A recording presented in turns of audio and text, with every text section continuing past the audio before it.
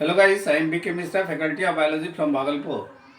Today we are going to discuss about ecological pyramid. Ecological pyramid. Actually इस ecological pyramid को discover किया है यानी इसके बारे में बताया है चार्ल्स इल्टन ने, इसीलिए इसको हम इल्टोनियन पिरामिड भी कहते हैं। ये कई तरह का होता है। तो सबसे पहला यहां पर हम ले रहे हैं अपराइट। अपराइट के केस में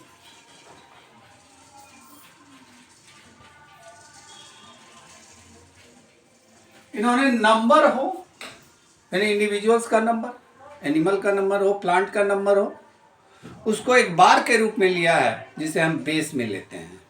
अगर इसकी संख्या अधिक है, इससे कम दूसरे की है, उससे कम दूसरे की है, उससे कम दूसरे की है, तो इस प्रकार का पिरामिड अगर बनता है तो इसे हम अपराइट कहते हैं। जैसे अगर हम इसका एग्जाम्पल लें, that is pyramid of number.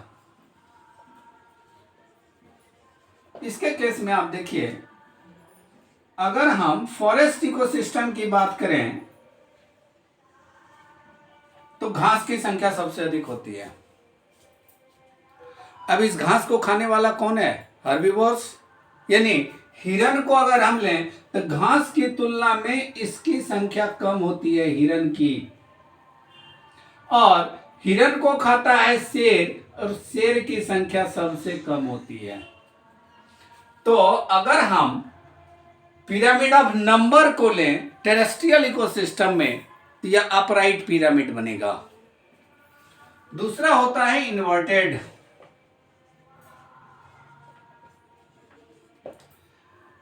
अगर हम इन्वर्टेड की बात करें तो यहां पर हम लेते हैं पिरामिड ऑफ बायोमास।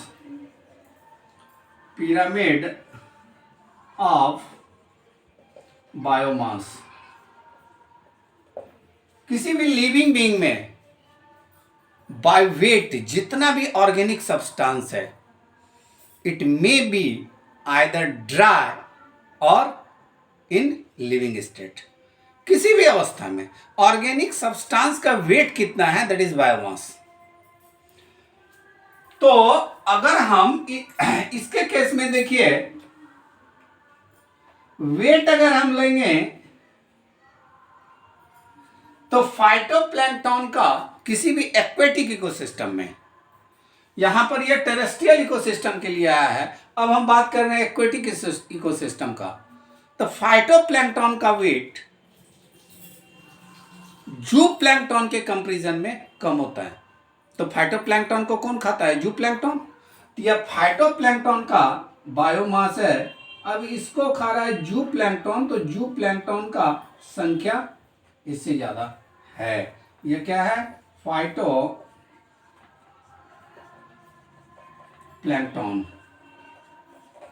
यह क्या है? जो प्लैंक्टन। और यह क्या है? अब जू प्लैंक्टन को कौन खाएगा? हर्बीवोरस, ये सॉरी कार्निवोरस।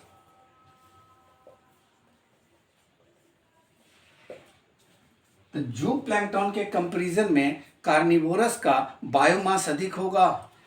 तो इस प्रकार का पिरामिड कैसा हो जाएगा? इन्वर्टेड। तीसरा हम लेते हैं पिरामिड ऑफ एनर्जी। ग्रास में मान लीजिए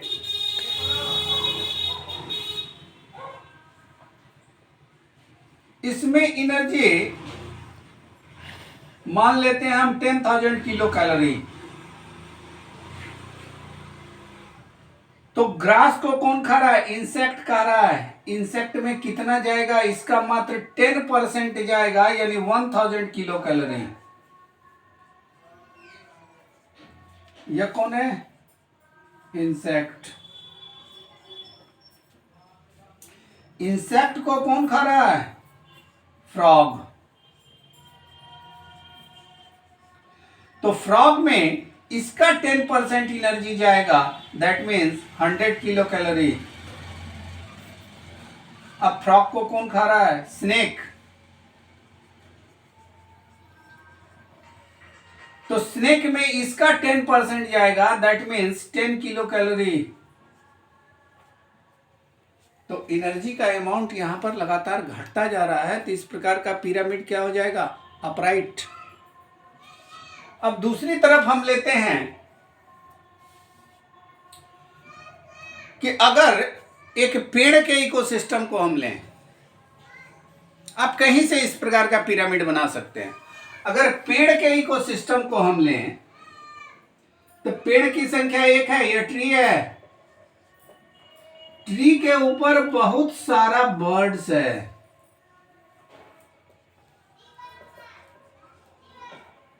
और बर्ड्स में बहुत सारा लाइस है। तो इस प्रकार का पिरामिड भी क्या हो जाएगा? हमेशा इन्वर्टेड होगा इस प्रकार का पिरामिड।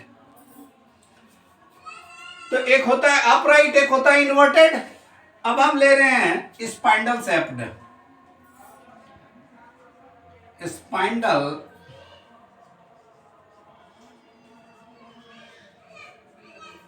शेप्ड एक पेड़ है, इसके ऊपर बहुत सारी चिड़िया है, और चिड़िया की तुलना में सांप की संख्या कम होती है।